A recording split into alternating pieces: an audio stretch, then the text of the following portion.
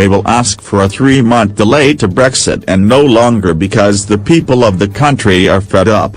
Victory for Brexiteer Cabinet rebels as Remainer ministers accuse her of craven surrender to the Hardliners. Theresa May will ask for a Brexit extension of no more than 3 months and then use it to try to force through her deal because Britain is fed up of waiting to leave the EU, it was revealed today. Mrs May abandoned her plan to ask the EU for a 9-month Brexit delay or longer after furious Brexiteer Cabinet ministers threatened to quit and told her the Tory party would only accept the wait until June. The Brexit delay has split her cabinet with pro-Brexit ministers in triumphant mood while outraged Remainer ministers today said it was Mrs May's most craven surrender to the Hardliners yet. The plan she is pursuing was branded downright reckless by her deputy David Lidington just a week ago. Britain is due to leave the EU next Friday, March 29, but after failing to get her deal through Parliament last week, the Prime Minister will tomorrow ask the EU to extend the deadline at a Brussels summit. If they do not, Britain leaves with no deal. An O10 insider said today, the PM won't be asking for a long extension. There is a case for giving Parliament a bit more time to agree a way forward. But people in this country have been waiting nearly 3 years, they are fed up with Parliament's failure to take decision and the PM shares that frustration. The Prime Minister is expected to write to the EU today asking for a shorter extension, but Jean-Claude Juncker said she might have to hold a vote before any delay is agreed. An emergency EU summit has been scheduled next week to make a final decision. But confusion reigned this morning when Education Secretary Damian Hinds said that a third meaningful vote on the PM's deal might not take place next week because it is not certain she will win. Brexiteer Andrea Leadsom, who yesterday blasted ministers for failing to deliver Brexit and hinted she could resign, told LBC today, "I'm quite sure it will only be a short extension. It's absolutely essential we're out of the EU before the European elections." She also said John Bercow's ruling to prevent a third vote on Mrs May's deal is subordinate to the views of Parliament and said, he needs to remain impartial. "I've had some questions about it." Last night the hardline Tory ERG Brexiteer group met with 17 of the 20 members present calling for her to quit, and tonight the PM will face the 1922 committee of backbenchers to explain why she has chosen to delay Brexit. Outspoken Tory MP Nadine Dorries said today, "I think probably we do need a new Prime Minister." Just a week ago Cabinet Office Minister David Lidington, considered Mrs May's deputy, said, in the absence of a deal, seeking such a short and, critically, one-off extension would be downright reckless, but now his boss is making that move. Former Tory leader Ian Duncan Smith has warned that any delay will cause problems for Conservative local election prospects in May. The Chingford and Woodford Green MP told BBC Radio 4's Today programme, "There is real resistance and concern in the Conservative Party, not just in Parliament but on a much wider spectrum around the country in the run-up to the May elections. This will without question cannon into the May elections and cause real issues and concerns on the doorstep. Any delay creates a bow wave of problems, not just for the government here but for the governing party and, frankly, for all those people who voted to leave thinking We would leave on March 29. Labour's Alison McGovern will call for an emergency debate in the Commons on Brexit to date. European Commission President Jean-Claude Juncker said this morning the EU would not automatically say yes to a short extension and is unlikely to reach any decision on Brexit at tomorrow's summit in Brussels. Pointing to the political turmoil in London over Britain's plans to leave the EU, Juncker told German broadcaster Deutschlandfunk that the remaining 27 member states' hands were tied until that was resolved. As long as we don't know what Britain could say yes to, no decision can be taken on our side either, he said.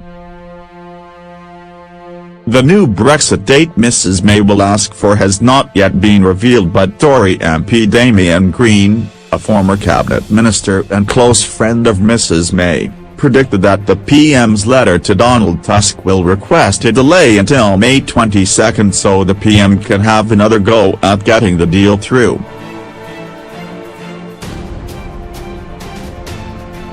With 9 days until Brexit, the EU is understood to be willing to agree a delay either at a summit in Brussels tomorrow or an emergency meeting of its 27 leaders next week, but sources have claimed that their price for a much longer extension to Article 50 could be a general election or second referendum. Shadow Brexit Secretary Sir Keir Starmer said, "The Prime Minister appears to be pursuing a course of action that her own deputy last week described as reckless." Theresa May is desperate once again to impose a binary choice between her deal and no deal, despite Parliament clearly ruling out both of those options last week. What the government should be doing is showing real leadership, making good on their commitment to break the deadlock and secure an extension with a genuine purpose. Andrea Leadsom tore into Cabinet Remainers for thwarting Brexit yesterday as she hit out at plans for a lengthy delay and hinted she could quit. During a fiery meeting of the Cabinet, the Commons leader rounded on colleagues for losing their nerve and allowing the UK to be dragged into asking for a humiliating delay. She said, "This used to be the cabinet that would deliver Brexit and now, from what I'm hearing, it's not." Education Secretary Damian Hinds has said a shorter rather than longer extension to Article 50 is the right option for the Prime Minister to request. Speaking on the BBC Today programme, he said, "I don't see how a long delay gives certainty, actually, we've had a long time already. Unless and until a deal is finalised there remains the prospect, the risk, of no deal." In terms of timing, there has already been 2+ years to do this, and I think people are a bit tired of waiting for Parliament to get our act together and get the deal passed.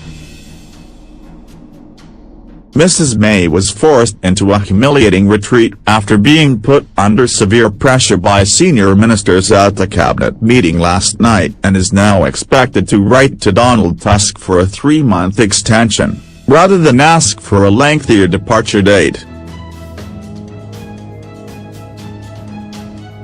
The sudden change of direction left some ministers reeling. One told The Sun, "Nobody knows what the F is going on, or even who in No 10 is actually gripping it.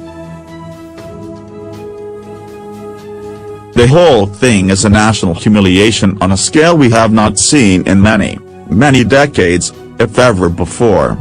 At the 90-minute cabinet meeting, ministers were at loggerheads on just how long a potential extension would be.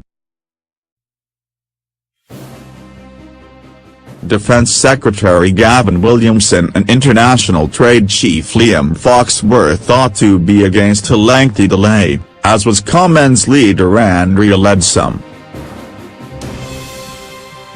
She said, "This used to be the cabinet that would deliver Brexit, and now from what I'm hearing it's not.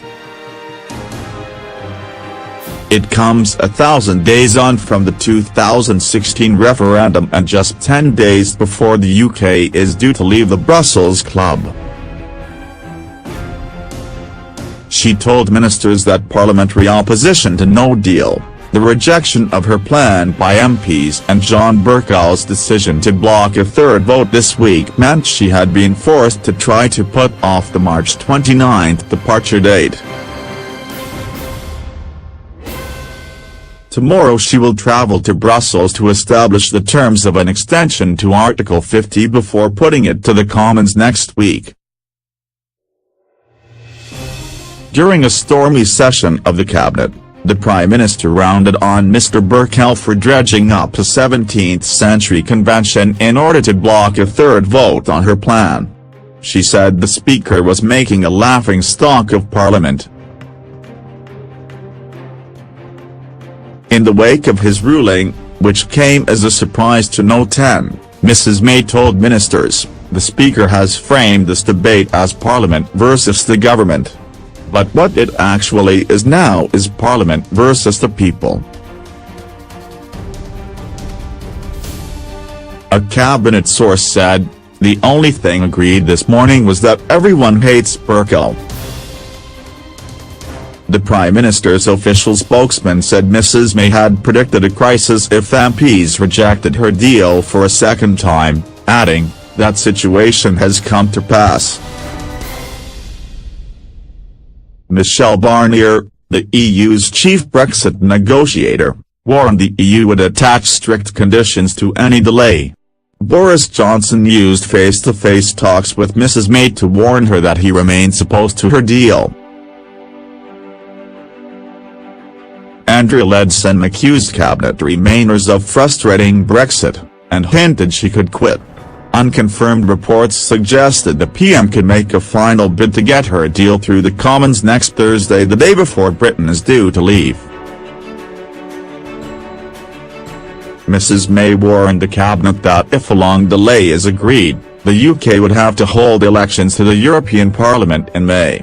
Downing Street said there were no circumstances in which Mrs May would revoke Article 50. Jeremy Corbyn and more than 100 MPs took time out from the Brexit crisis to attend the boozy British Kebab Awards in Westminster. Mrs May's efforts to end up backing for her withdrawal plan have stalled. Angela Merkel took a swipe at Mr Bercow, saying, "I'll concede that I wasn't actively aware of the British Parliament's rules of procedure from the 17th century." Mrs May told the cabinet she would ask for an extension with the break clause that could allow the UK to leave the EU by June 30 if her withdrawal agreement is passed. But she acknowledged that, with no deal agreed, and the UK due to leave next week, she would also have to seek a longer extension. Ministers were not given the proposed end date of the longer extension, with allies of the PM apparently fearing a leak to the media. Downing Street denied reports that Mrs May was ready to ask for a delay lasting up to 2 years. Her deputy David Lidington is said to have told his EU counterparts that she would seek a delay of 9 to 12 months unless she can get her deal through in the coming weeks. No 10 dismissed the report yesterday. But a cabinet source said it was already clear that 9 months would not be long enough because the new European Commission will not be in place until the autumn. A 9-month extension is a joke, the source said. There will be no one to talk to in Brussels until October. The idea we can get the new deal agreed in 3 months is ridiculous. All it means is we'll have to go through this humiliating exercise again at Christmas. What is the point? Irish Foreign Minister Simon Coveney said the UK would need to provide a very persuasive plan to support any request for a long extension to the Article 50 negotiation process. Former Cabinet Minister Nicky Morgan said both Parliament and the government had to get a grip to prevent a slide into political chaos. Mrs Morgan said, "It is jaw-dropping. The country is watching horror-struck at the lack of decisions from Westminster. At a time when the country needs stable government, people are still indulging in what they would like rather than what can be achieved." Some ministers argued that the prospect of a long delay would pile pressure on the pro-Brexit Tory MPs of the European Research Group to back the PM. But Defence Secretary Gavin Williamson suggested the move would backfire, telling her, "Trust your instincts that a long extension would create division in the party." Mrs May's plan was defeated by 230 votes in January and again by 149 votes last week. Had planned to put it to a vote again yesterday, but was blocked by Mr Bercow's ruling that MPs should not be asked to vote again on the same proposition.